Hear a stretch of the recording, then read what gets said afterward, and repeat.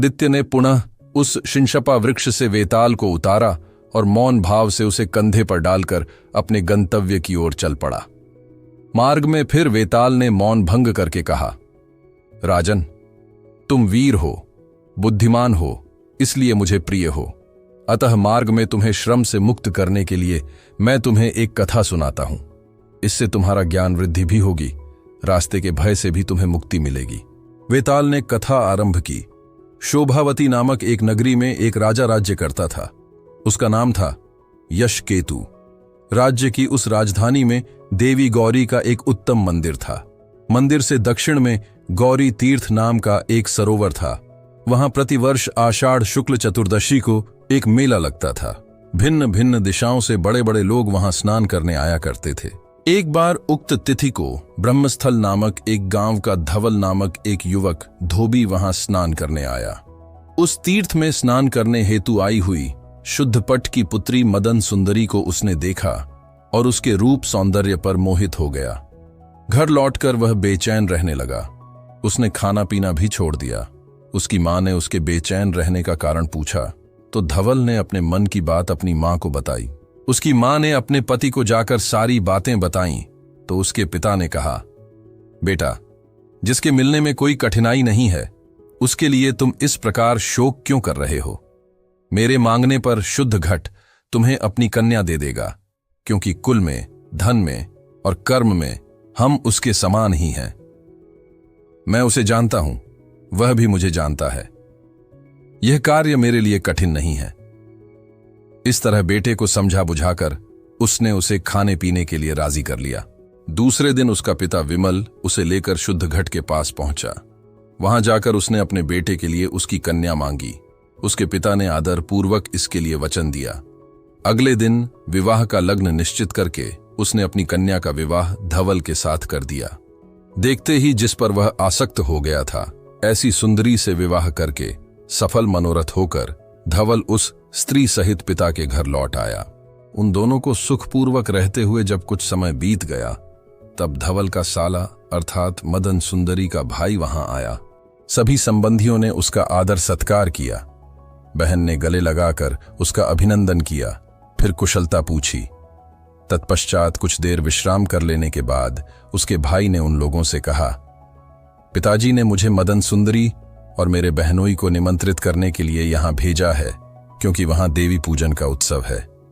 सभी संबंधियों ने उसकी बातें मान ली और उस दिन उचित भोजन पान के द्वारा उसका उचित स्वागत सत्कार किया। सवेरा होने पर धवल ने अपनी पत्नी सहित अपने साले के साथ ससुराल के लिए प्रस्थान किया। शोभावती नाम की उस नगरी के निकट पहुंचकर धवल ने गौरी का विशाल मंदिर देखा।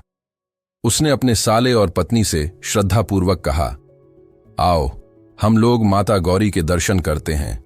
यह सुनकर साले ने उसे रोकते हुए कहा, नहीं जीजाजी, अभी नहीं, अभी तो हम थके हुए हैं। पहले माता गौरी के लिए कुछ भेंट लाएंगे, तत्पश्चात ही दर्शन करेंगे। तब मैं स्वयं अकेला ही जाता हूं, तुम यहीं ठहरो, क्योंकि देवताओं को भेंट की अपेक्षा भक्त से श्रद्धा और विश्वास की अधिक अपेक्षा रहती है। ऐसा कहकर धवल अकेला ही देवी दर्शन के लिए चला गया। मंदिर में जाकर उसने श्रद्धा पूर्वक देवी को नमन किया। फिर उसने सोचा, लोग विविध प्राणियों की बलि देकर इस देवी को प्रसन्न करते हैं, मैं सिद्धि पाने के लिए अपनी ही बलि देकर इन्हें क्यों न प्रसन्न करूं। ऐसा सोचकर वह मंदिर के भीतर एक तलवार ले आया, जिसे किसी यात्री ने वहीं छोड़ दिया था। मंदिर में लटकते हुए घंटे की जंजीर से उसने केशों द्वारा अपने सिर को बांध लिया और तलवार से अपना सिर काटकर देवी को अर्पित कर दिया। गर्दन कटते ही वह भूमि पर आ गिरा। जब वह बहुत देर तक नहीं लौटा तो उसे देखने के लिए उसका साला उस देवी के मंदिर में गया। मस्तक कटे अपने बहनोई को देखकर वह घबरा गया और उसी तरह उसने भी उस तलवार से अपना सिर काट डाला। जब वह भी लौटकर नहीं आया, तब मदन सुंदरी का मन बहुत विकल हो गया और वह भी देवी के मंदिर गई। अंदर जाकर जब उसने अपने पति और भाई का ऐसा हाल देखा तो शोकाकुल हो वह भूमि पर गिर पड़ी और हाय, यह क्या हुआ, मैं मारी गई, कहती हुई विलाप करने लगी। इस प्रकार अचानक ही उन दोनों की मृत्यु पर शोक करती हुई वह कुछ पल बाद उठ खड़ी हुई और सोचने लगी, अब मुझे भी जीवित रहकर क्या करना है। सती अपना शरीर त्यागने के लिए तैयार हुई तो वो देवी से स्तुति करने लगी। हे देवी, आप सौभाग्य और सतीत्व की देवी हैं। आप अपने पति भगवान शिव के आधे शरीर में निवास करती हैं। आप संसार की सभी स्त्रियों की शरणदात्री हैं। आप दुखों का नाश करने वाली हैं। फिर आपने मेरे पति और भाई को मुझसे क्यों छीन लिया? मैं तो हमेशा आपकी ही भक्ति करती रही हूं। आपने मेरे साथ ये ठीक नहीं किया। हे मां, मैं आपकी शरण में आई हूं। मेरी प्रार्थना सुनिए और मेरे दुख दूर कीजिए। मैं इस शरीर का क्या करूं? अगले जन्म में मैं कहीं भी जन्म लूं, पति और भाई के रूप में मुझे यही दोनों मिले। इस तरह देवी से प्रार्थना करके उसने फिर से प्रणाम किया और लताओं से अशोक के पेडिडी एच पर एक फंदा तैयार कर लिया।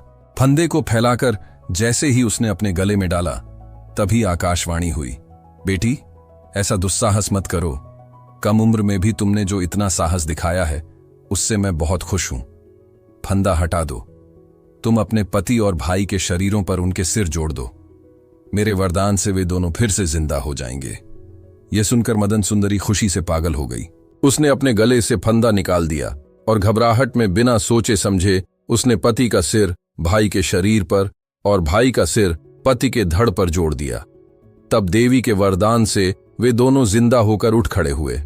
उनके शरीर पर कटने का कोई निशान तक नहीं था, लेकिन सिर बदल जाने से उनके शरीर अजीब हो गए थे। इसके बाद उन दोनों ने एक दूसरे को अपनी अपनी कहानी सुनाई और खुश हुए। उन्होंने देवी गौरी को प्रणाम किया और फिर तीनों अपनी मंजिल की ओर चल पड़े। रास्ते में मदन सुंदरी ने देखा कि उसने तो उनके सिरों की अदला बदली कर दी है। वो घबरा गई और समझ नहीं पाई कि अब उसे क्या करना चाहिए। इतनी कहानी सुनाकर वेताल ने राजा विक्रम से पूछा, राजन, अब तुम ये बताओ कि शरीरों के इस तरह मिल जाने पर उसका पति कौन हुआ? अगर जानते हुए भी तुमने जवाब नहीं दिया तो मेरा शाप तुम पर जरूर लगेगा। तब वेताल के इस सवाल का जवाब विक्रमादित्य ने दिया। हे वेताल, उन दोनों में से जिस शरीर पर उसके पति का सिर है, वही उसका पति है, क्योंकि सिर ही शरीर के अंगों में सबसे मुख्य है और उसी से इंसान की पहचान होती है। राजा का सही जवाब सुनते ही वेताल उसके कंधे से उतरकर चुपचाप चला गया। राजा भी अपनी शर्त पूरी करने के लिए दोबारा उसे पकड़ बेचने के लिए उसी पेड़ देच की ओर चल पड़ा। इस कहानी में अगर आपको कुछ भी सीखने को मिला हो तो एक लाइक आपका सहयोग है। चैनल को सब्सक्राइब करें ताकि ऐसी कहानियां आप तक पहुंचती रहें और इसे शेयर करें। शायद किसी और के जीवन में भी यह कहानी काम आ जाए।